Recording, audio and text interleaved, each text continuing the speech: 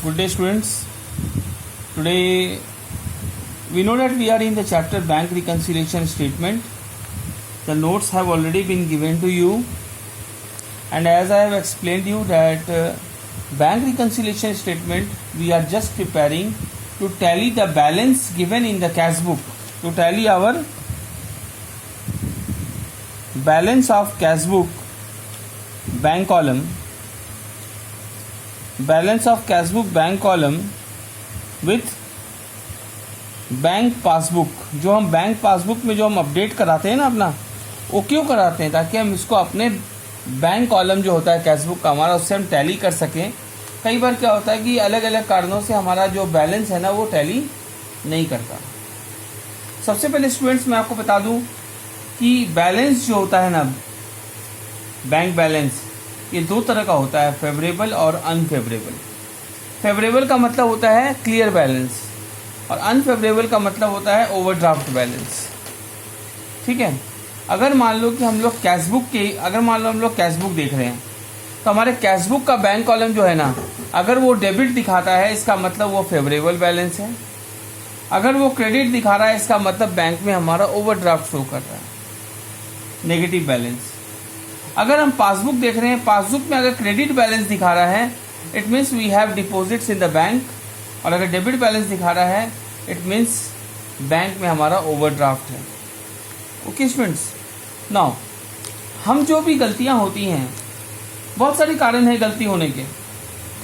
ठीक है, कई बार ऐसा होता है कि हम अपने किसी पार्टी को हम चेक दिए, we have issued cheque in favour of Ram, but Ram has not submitted the cheque in the bank. अब क्या हुआ, हम तो राम को चेक दे दिए लेकिन राम ने चेक को उस बैंक में जमा नहीं किया। इसमें क्या हुआ कि मेरा तो बैंक अकाउंट जो है कम दिखाएगा, पर चूंकि बैंक में वो चेक जमा नहीं हुआ है तो मेरा बैंक बैलेंस ऊपर दिखा रहा है। ये सब कारण होते हैं। इस तरह के और भी बहुत सारे रीजन हम लोग डिस्कस करेंगे अभी, कि जिस कारण से हमारा जो बैंक अकाउंट जो है वो टैली नहीं करता। ठीक है, नाउ इसको सॉल्व करने का तरीका क्या है? हम बैंक के ट्रांजेक्शन्स को एक समान कैसे दिखाएंगे, हम उसको सुधारेंगे कैसे? सुधारना ही बैंक रिकंसिलिएशन का मतलब है। कैसे सुधारेंगे? इसको सुधारने का दो तरीका है। हम बनाते हैं एक एज पर कैशबुक और एज पर पासबुक। अगर हम कैशबुक के बैलेंस को देख करके पासबुक में सुधारेंगे तो मेरा जो बैलेंस आएगा वो एज पर पासबुक आएगा। मतलब जब हम एज पर कैशबुक लेके चलेंगे तो हम हर तरह का जो चेंजेस है वो अपने कैशबुक में करेंगे।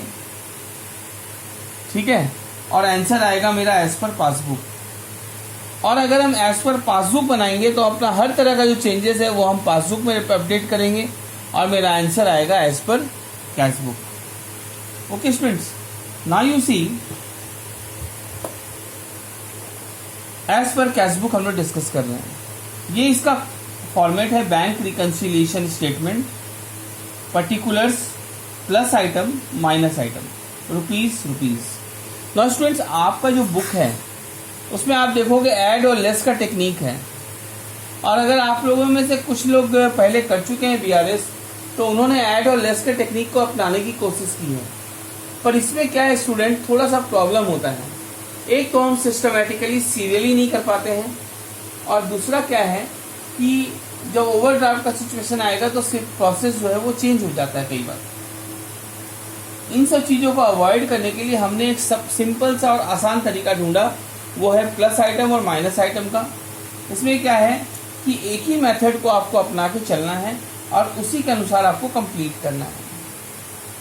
तो स्टूडेंट्स, आज हम लोग डिस्कस करेंगे एज पर कैशबुक। जब आपको क्वेश्चन में बैलेंस एज पर कैशबुक दिया हो तो हम एज पर कैशबुक बनाते हैं। ठीक है, अभी आपको मैं जो बताने जा रहा हूं उसको ध्यान से सुनिएगा। जब हम एज पर कैशबुक बनाते हैं तो हम हमेशा बैलेंस देखते हैं एज पर कैशबुक। अगर मेरा बैलेंस एज पर कैशबुक दिया हुआ है तो अगर डेबिट बैलेंस है तो फेवरेबल बैलेंस है तो उसको प्लस में करेंगे। यहाँ पर हम टिक कर दिए, यानी उसका एंट्री प्लस में करेंगे। लेकिन अगर दिया हुआ है कि क्रेडिट बैलेंस है कैशबुक में या ओवरड्राफ्ट है तो उसका एंट्री हम यहाँ करते हैं। ये पक्का हो गया स्टूडेंट्स? ठीक है, अब इसके बाद स्टूडेंट आपको जो मैं समझाने जा रहा हूँ उसको ध्यान से देखिएगा। मैं आपको दोनों तरीके बताऊंगा, समझने का भी और रटने का भी। पहले समझने का काम कर लेते हैं हम लोग। देखो, ये हमारा 2 हैंड हुआ, ठीक है। ये जो लेफ्ट हैंड है ना, इस लेफ्ट हैंड को हम लोग बोलेंगे कैश बुक, और ये राइट हैंड को हम बोलते हैं पासबुक। ओके, याद रखिएगा, जब हम एज पर कैश बुक बनाते हैं ना, तो हम केवल अपने कैश बुक को अप एंड डाउन करेंगे। यही अप एंड डाउन होगा, मतलब ये ऊपर अप गया तो बढ़ेगा, डाउन हुआ तो घटेगा, लेकिन हम अपने पासबुक को हम छेड़छाड़ नहीं करेंगे। ओके, नाउ सी है, सबसे पहला क्वेश्चन क्या है? Check issued but not presented for payment. हमने चेक इशू किया, लेकिन सामने वाले पार्टी में उसको प्रेजेंट नहीं किया बैंक में। तो चेक इशूड मतलब हमने अपने बैलेंस को कम कर दिया। तो हम यहाँ, ये वाला जो कैश बुक जो है वो मेरा कम दिख रहा है, नीचे आ गया मेरा हैंड। अब सामने वाले पार्टी ने तो जमा नहीं किया, तो मेरा तो जो बैंक का बैलेंस है वो तो बढ़ा हुआ दिख रहा है। तो बराबर करने के लिए हम क्या करेंगे? हम इसको बढ़ा देंगे। तो यहाँ पर क्या हो जाएगा? इसका एंट्री प्लस में आएगा। Okay, next, check deposited but not yet credited.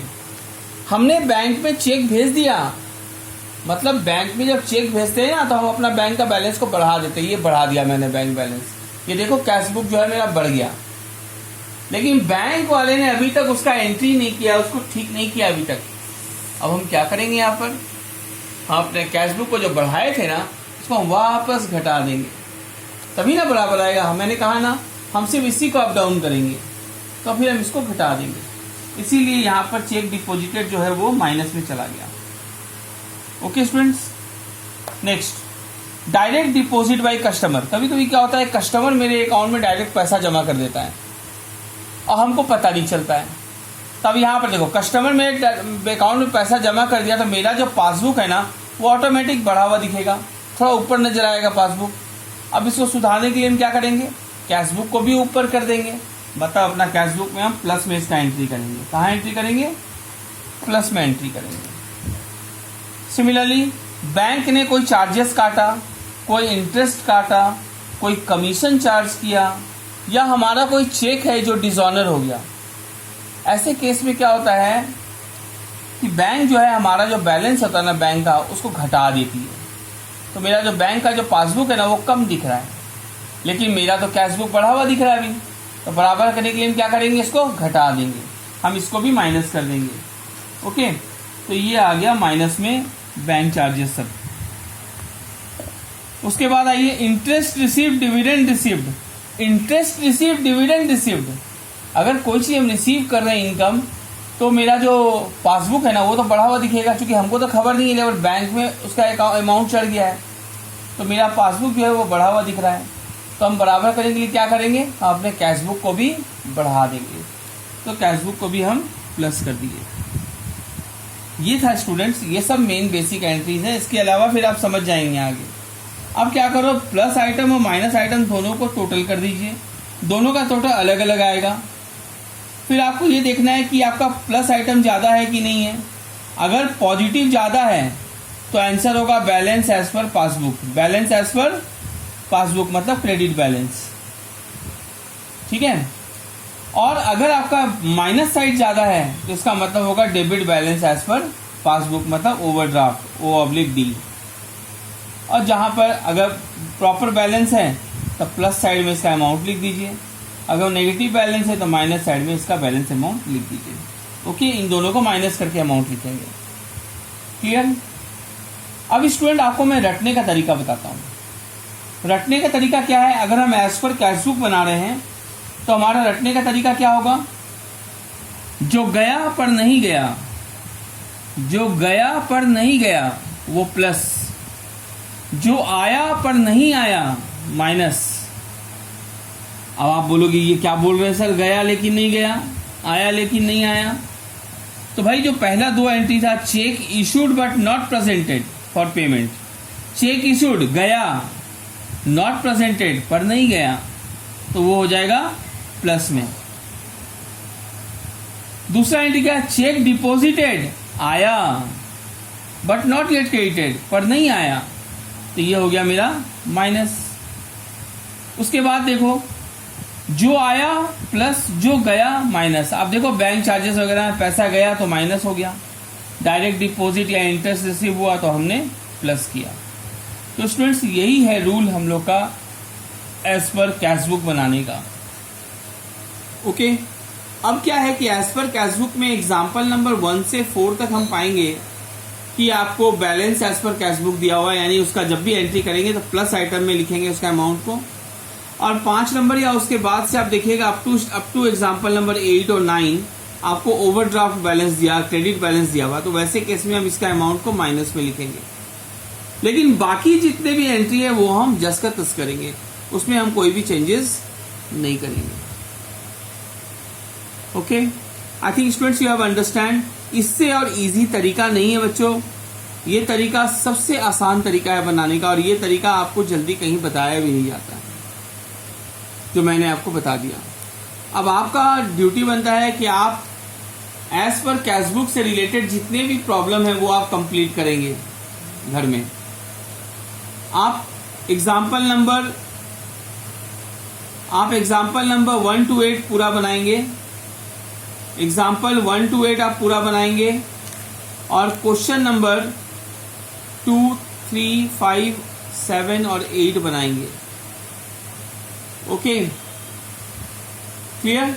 ये आपका होमवर्क रहेगा students. So good bye for today.